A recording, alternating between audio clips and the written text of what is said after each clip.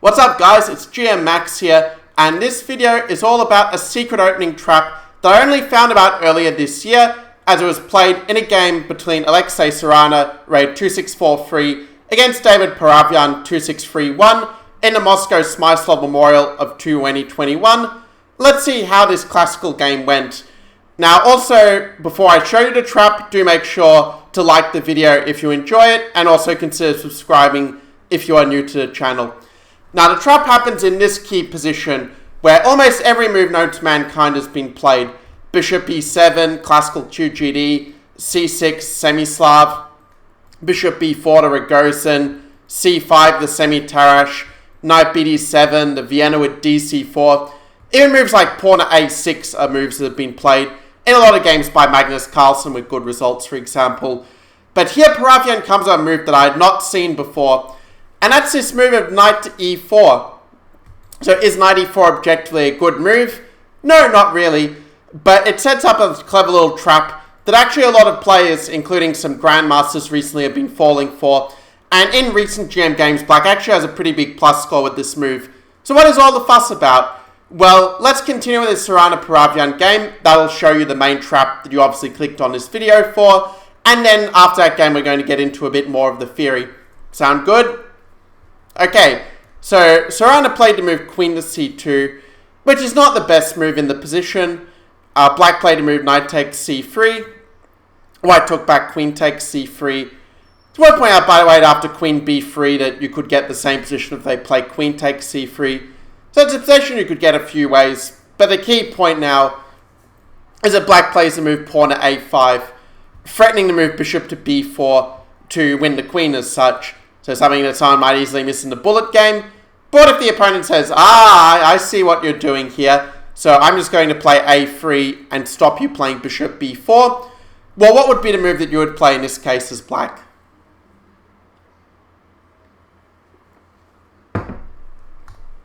Okay, well done if you didn't just take my word for granted, but you actually said, well, does that really stop bishop b4? Turns out the answer is no, it doesn't. Bishop to b4, pinning queen and king, and after they take, the bishop takes on b4. We're hitting the queen, but we're also discovering an attack on the rook on a1 in this position, meaning it's something like queen takes b4, rook takes a1, Black is just up in exchange.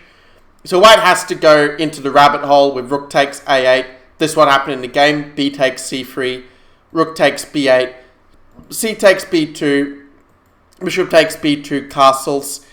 And here, if we count the material, well, White seems to be doing quite well on the material, as White does have a bishop, a knight, and a rook, which is worth quite a bit more than the queen and pawn that Black has. On the other hand, we can see that White is really lacking in coordination. This rook on b8 looks like it should be a Black rook, not a White rook. And for that matter, White is still a long way from getting his king out of the center, so White needs a lot of time to really coordinate his pieces. And in the game, White didn't manage to find the best defense. He played the move c5, trying to keep the position closed so he could buy some time to get the king castled. Unfortunately, queen d7 is a very annoying move, with ideas of playing queen a4 or queen b5 to harass White on the queen side. And already White made a decisive mistake in rook to a8 in this position. It turns out you probably have to play the move e3, but even then after queen a4 we see that in the absolute worst case we can play a move like queen a7 and get back our material, as White will have to sack the exchange to avoid losing a full rook from that position. So as we can see, still not a great position for White, but the attempt to keep the material of rook a8 actually allows something a lot worse.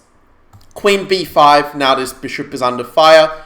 White tried to defend it with bishop c3, then Black found another great move. Actually, it's the only winning move in this position, so if you want, you can pause the video to see if you can find it. Black to play here. Yeah, well done if you came up with queen to b3. Now, queen b1 doesn't really do anything because they just play king d2 and you don't really have a check with the king. But now after king d2, the difference is that you have this move, bishop to d7. And the idea of bishop d7 is simply that if White trades the rooks, Black is going to play bishop a4, and that queen is ready to jump right into the attack. If White plays a move like e3, maybe trying to meet bishop a4 with bishop to d3, to defend against queen c2, well, Black can transpose the move order with queen a2 first. And then after king c1, then bishop a4, and this is just really bad for white. Bishop d3 stops the mate, but then there's queen takes f2, and this pawn is on. This pawn on e3 is under threat. So at the end of the day, white is just losing too many pawns here, and with 3 pawns and a queen for the 3 pieces, it's enough for black to be winning here. So white instead tried rook a1, trying to defend that way, and perhaps hoping after bishop a4, rook c1, that white can try to struggle on a little bit. But then b5 came, showing that the attack is even coming from another wave with b4, already threatening to trap that bishop on c3. So pawn takes en passant, c takes b6, e3 was played, rook to c8, bringing the final piece into the attack, something that all great players do in attacking, make sure all the pieces are involved in the game. Now here, if white plays a move like rook c1, trying to defend the bishop, the problem is that b5 follows, and you don't really have a good answer to the move b4 next move. For example, if you play something like bishop d3, just developing like nothing's happening, then b4 comes. And if bishop a1 trying to save the bishop, then queen a2 is the killer. And, well, you can't really move the king back because black will just take, and the whole house is on fire. Actually, bishop a4 is probably even better after king d1. But if you play rook c2 instead, then black just goes captures, pawn on b3, and, you're just going to win on c2 and just have a decisive material advantage after that. So white plays bishop d3 kind of in desperation. Game went queen c3, king e2. And now just to show off a little bit, black played the move bishop b5. No, it's not a blunder. Black didn't drink too much vodka. The point is after bishop b5, we have queen b2, forking the king and the bishop. Knight d2, queen takes b5. And a queen and rook is easily enough to beat a knight and a rook, even if you're completely out of it. And so Sarana resigned, giving Paravyan the win with the black pieces. I think Paravyan actually went on to win this Smysl Memorial as well, so definitely a critical victory against one of the other favourites. So that's the trap. So just to go through the moves quickly, just to remind you of how we got here. Basically, it's d4, knight f6. Obviously, because this is a queen's gambit declined, it is true you could play the move 1 d5 first and reverse the order of moves. Though, of course, that does give white some extra options along the way. But yeah, knight c3, knight e4 is basically the key move to remember if you want to play this trap. And it's a move that if you, let's say, you just don't want to bother studying much theory and you want a little bit of a tricky system, then this is one way to do it. With the point being, if white plays queen c2, then we go knight takes c3, and if queen takes c3, pawn at a5. And if they try to stop bishop b4 of a3, actually you can play it anyway, and you end up getting this position like we saw where black ends up temporarily down material, but gets more than enough compensation. Granted, white can play better. If you play a move like rook a8, for example, that's a much better move to at least get the rook to safety. But then black can also play d takes c4 and in the 2 pawns, and the queen do give you enough material compensation for the 3 pieces. And also those connected passed pawns are pretty dangerous for white to deal with as well. And if white plays a move like e3 instead, then you've got moves like c5, and that's a nice way to bring the queen into the attack with queen a5 or queen b6. And again, white is really struggling. There was actually a game between Levesque against Petrov, between 2 Grandmasters. Actually, Petrov might have still been an IM at the time this game, because it was played in late 2020. But this was a game where white played bishop c3. And after queen b6, black went on to win pretty convincingly, since he's not just threatening to trap the rook with queen a7 like we saw in the previous game, but also queen b1 is just very embarrassing for the white king, and, well, this is just a very severe health hazard for white. So it's clear that white should play a bit differently earlier, and that the move queen c2 is not really going to be the move giving white at least a major advantage. So what should white do instead at this point? Well, if you're playing, let's say, below a 1600 level, this is a level where a lot of players are just going to take the piece without thinking like, okay, take knight for a knight, pawn for a pawn, bishop for a bishop. I think they're playing swapsies or playing checkers, not chess. But a move like knight takes e4 is one that you're really very happy to see. Because after d takes e4, the knight doesn't really have a good square to go to. I mean, g1 is a very passive square, but if you go to g5 instead, trying to hit the pawn, you can just play the move knight to c6 here. And now white has a problem that he doesn't really have a good way to defend this pawn, because if you play e3, then the bishop's not defending a knight from attack anymore. And if you play knight takes e4 instead, then black can just play queen takes d4. And if white trades the queens, the ending is just much better for black, because you're threatening a knight c2 fork, which is really nasty. And you can just play moves like e5 or even b6, and one way or another you're going to get your bishop outside the pawn chain and just have a nice lead in development and much more active position. Already white probably has to lose the right to castle with a move like king d1 or king d2.